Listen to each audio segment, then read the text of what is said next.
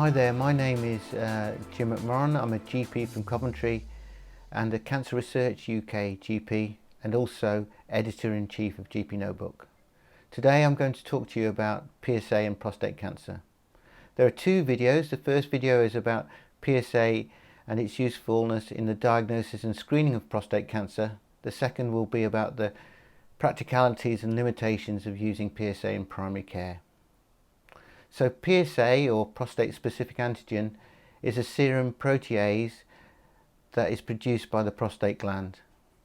PSA facilitates the dissolution of seminal gel after ejaculation and allows sperm to swim freely.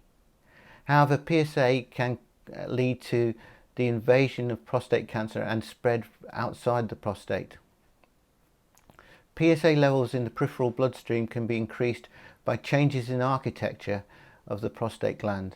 So if there is benign prostatic enlargement or prostatitis or even a urinary tract infection, that can lead to raised PSA levels.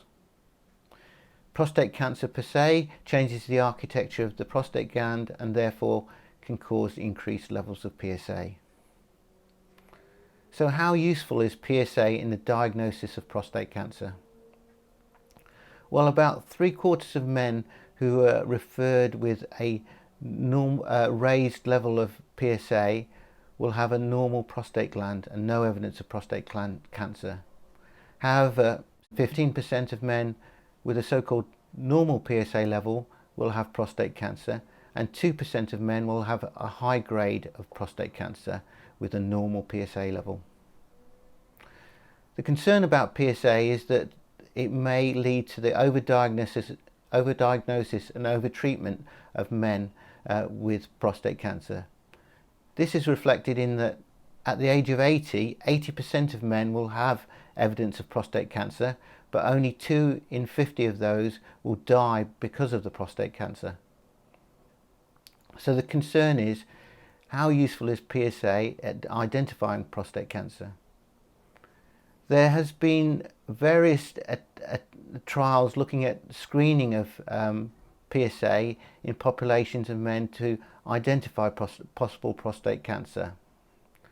The European randomized study of prostate cancer found a reduction in mortality of 21% by using PSA screening. However, when the trial was examined by the UK National Screening Committee, it was found that the protocols were not aligned to those used in the UK. Other studies of using PSA as a population-based method of finding prostate cancer have shown no reduction in mortality. Therefore, the current situation is that there is no national screening program related to PSA and prostate cancer. So isn't there any more that we can do about PSA and prostate cancer? Well, PSA is actually a combined value. PSA represents both protein-bound PSA and free PSA. Protein-bound PSA is more associated with malignant disease. Free PSA is more associated with benign disease. There is studied evidence that if the amount of free PSA is less than 25%, then this is suggestive of possible prostate cancer. If you've got a PSA between 2 and 10, then having a combined PSA where you're looking at both free and protein-bound PSA would help in the prioritization and suggestion of whether there is prostate cancer or not. So is there anything else on the horizon? Well, there is in genomics. So genomics looks at genes, and so we know in primary care about BRCA2 because BRCA2 is a gene associated with breast cancer development and ovarian cancer development in women. However, BRCA2 in men is associated with early onset and aggressive prostate cancer.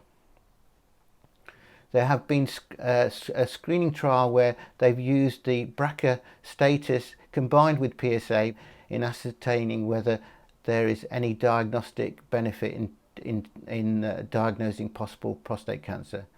This showed that the there was benefit, and so BRCA2 combined with PSA may be something that GPs will, in years to come, will be using as a means of diagnosing possible prostate cancer. Well, thank you for listening to me today, and I hope you tune in for the second video, which will be about the practicalities and limitations of using PSA in primary care.